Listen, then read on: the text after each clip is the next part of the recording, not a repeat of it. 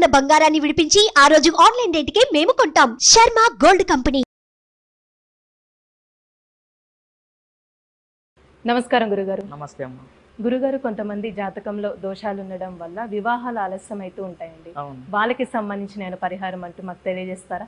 తప్పకుండా అమ్మ, తప్పకుండా తెలియజేస్తాను. ఇప్పుడు రాబోయే 21 మే 2024 స్వాతి నక్షత్రం వచ్చింది, మంగళవారం రోజు. అయితే ఇది చాలా మంచి స్వాతి నక్షత్రం, అంటే నరసింహస్వామిది నక్షత్రం. అయితే ఆ రోజున పెళ్ళి కాని వాళ్ళకి విశేషంగా ఫలితం ఉంటుంది.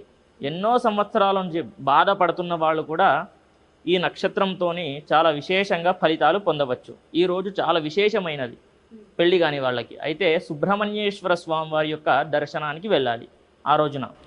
వీలైతే నరసింహస్వామి టెంపుల్ కూడా వెళ్ళి దర్శనం చేసుకొని సుబ్రహ్మణ్యేశ్వర స్వామి వారికి అభిషేకంలో పాల్గొనాలి. పొద్దున పూట అవుతుంది, బ్రహ్మముహూర్తంలో అభిషేకం చేస్తారు సుబ్రహ్మణ్యేశ్వర స్వామికి. ఆ రోజున వెళ్ళి స్వామివారి యొక్క అభిషేకంలో పాల్గొని అక్కడ విశేషంగా కొబ్బరికాయ తీసుకెళ్తారు, పాలు, పెరుగు, తేనె, ఇవన్నీ పంచామృతాలు కలిపి తీసుకెళ్ళాలి. ఇవన్నీ కూడా కలిపి స్వామివారికి అభిషేకంలో పాల్గొని కొబ్బరికాయ కానీ అవన్నీ కూడా కొట్టేసిన తర్వాత 108 ప్రదక్షిణలు చేయాలి. ఓకేనా? 108 ప్రదక్షిణలు చేయాలి ఆ రోజున. తల స్నానం చేశాక వెళ్ళాలి, మళ్ళీ అలాగే వెళ్ళకూడదు. అలా చేసుకున్న తర్వాత ఓం నరసింహాయ నమః ఈ మంత్రాన్ని 108 సార్లు అక్కడే కూర్చొని చదువుకోవాలి.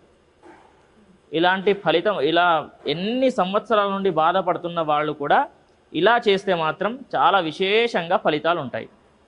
చాలామందికి అయ్యింది కూడా. ఓకేనా? ఇలా ఒక్కరు ఇద్దరు అంటే మామూలుగా చెప్పుకున్నాం. ఒక 10 మంది చేసుకుంటే 8 మందికి 9 మందికి ఖచ్చితంగా అవ్వాల్సిందే. ఓకేనా?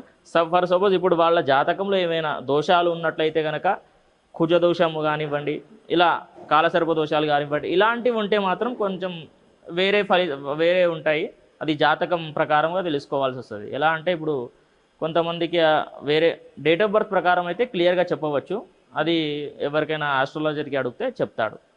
కాకపోతే కనుక అసలు అన్నీ చూపించుకున్నాము, అన్నీ ఎక్కడెక్కడో తిరిగాము, ఆస్ట్రాలజర్ చూపించాము, జ్యోతిషం అందరికీ చూపించాము, కానీ నాకు పెళ్ళి అవ్వడం లేదు అంటే ఇది చెయ్యండి, చాలా విశేషంగా ఫలితాలు ఉంటాయి.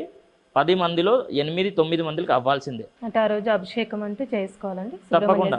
స్వాతి నక్షత్రం మంత్రం అంటే చెప్పాను కదా, సుబ్రహ్మణ్యేశ్వర స్వామి దగ్గర ఓం సుబ్రహ్మణ్యేశ్వరాయ నమః అనేటటువంటి మంత్రాన్ని కూడా మనస్సుతో చేయాలి. ఏ పూజ చేసినా సరే మనస్సుతో చేస్తే కనుక ఫలితాలు ఉంటాయి. నేనైనా సరే మనస్సుతో చేయకపోతే నాకు కూడా ఫలితం రాదు. ఇప్పుడు మీకెన్ని బాధలు ఉంటాయి, మాకు కూడా ఉంటాయి. మేము ఏదో పూజలు చేస్తున్నాము అంటే ఇచ్చేయడు దేవుడు, అది మా అదృష్టం. ఆయన దగ్గర చేసుకున్నటువంటి పుణ్యం వల్ల మేము అక్కడ ఉంటాము, చేసుకుంటూ ఉంటాం. కానీ మనస్సుతో చేస్తేనే ఇస్తా అంటాడు అతను కూడా. కాబట్టి మీరైనా సరే ఎవరైనా సరే మనస్సుతో చేస్తే మీకు ఫలితం అనేటటువంటిది ఉంటుంది. చాలామంది అనుకుంటారు అసలు ఏంటి అవ్వడం లేదు, నా జాతకంలో ఎటువంటి ప్రాబ్లం లేదు, అన్నీ క్లియర్గా ఉన్నాయి, కానీ ఎందుకు అవ్వడం లేదు? ఇలాంటి కొంచెం మనస్సుతో చేయాలి, భక్తితో చేయాలి.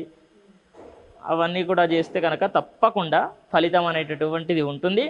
టైం రావాలి, మెయిన్ టైం వస్తే, ఆ పెళ్లి గడియలు వస్తే మీరు వద్దన్నా సరే అయిపోతుంది పెళ్ళి, అలా అన్నమాట. కాబట్టి ఆ రోజును ప్రతి ఒక్కరు కూడా ఉపయోగించుకోండి. చాలా విశేషమైనటువంటి రోజు, స్వాతి నక్షత్రం ప్లస్ మంగళవారం వచ్చినటువంటి రోజు. చాలా చక్కగా తెలియజేశారు గురుగారు. ధన్యవాదాలండి. నమస్తే అమ్మ.